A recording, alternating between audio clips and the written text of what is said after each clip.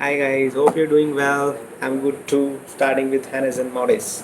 So it's a Swedish brand started by Mr. Persson, Erling Persson, who started as a women's brand.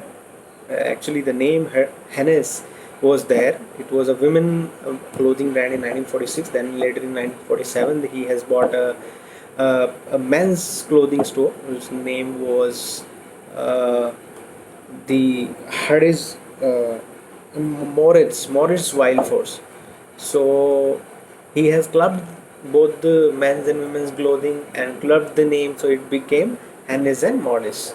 So yes, this is how it started. And a brief about the brand is it has got since till 2019 it has got 496 stores across the globe, and 74 different countries.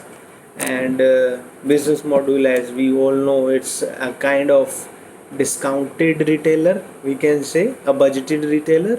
And then a budgeted retailer. Apart from that, it has got a special section. This is an interesting fact, which is named as COS, collection of style, which is little in the premium range.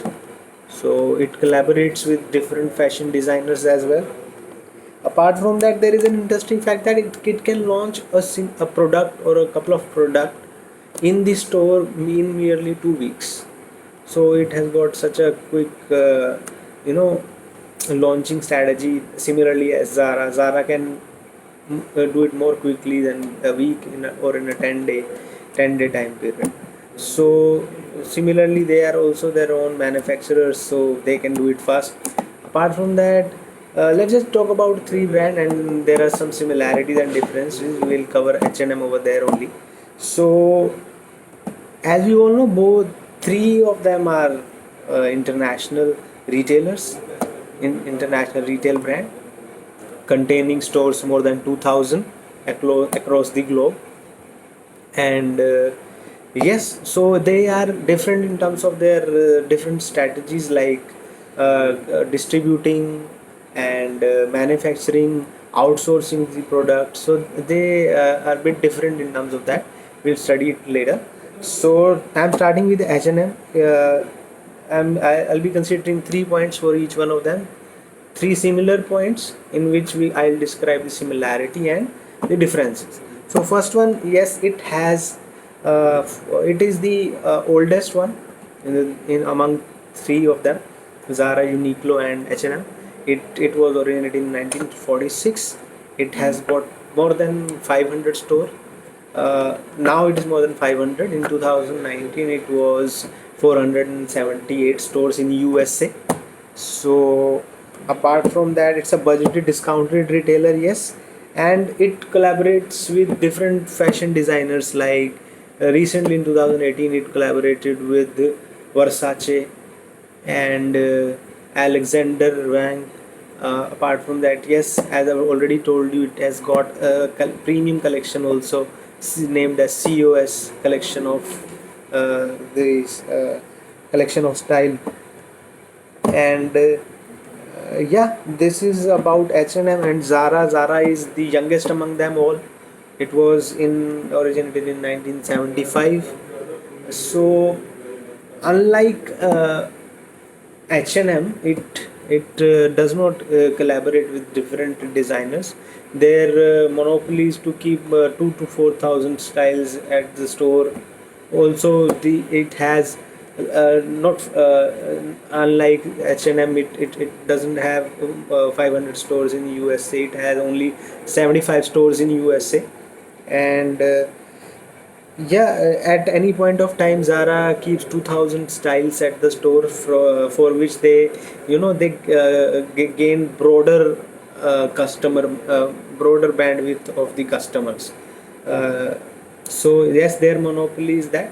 And apart from that, we can talk about Uniqlo. Uniqlo is the brand which originated in 1949,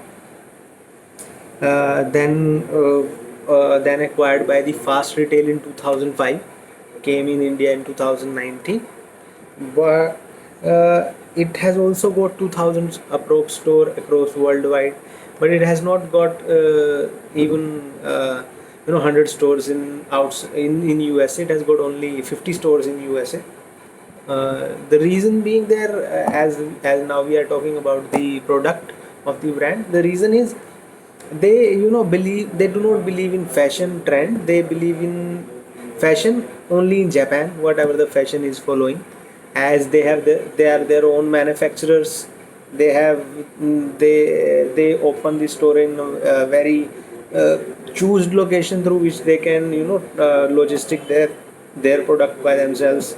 So they follow Japanese fashion. Apart from that, uh, the product is not as per their it's not the fashion, it's the demand basically. So as far as the demand is there, they will produce and they will put up. They don't follow the fashion as per Zara and H&M, as we have seen Zara and H&M. Yeah, so in 19 markets, 2000 stores, and USA, because it does not follow that fashion. This is why that the stores are very limited in USA and West. That's the location. But in Japan, there are 878 stores.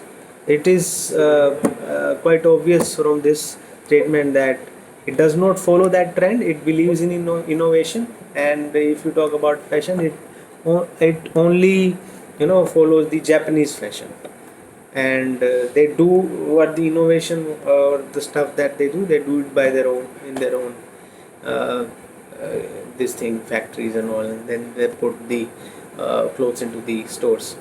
Thank you.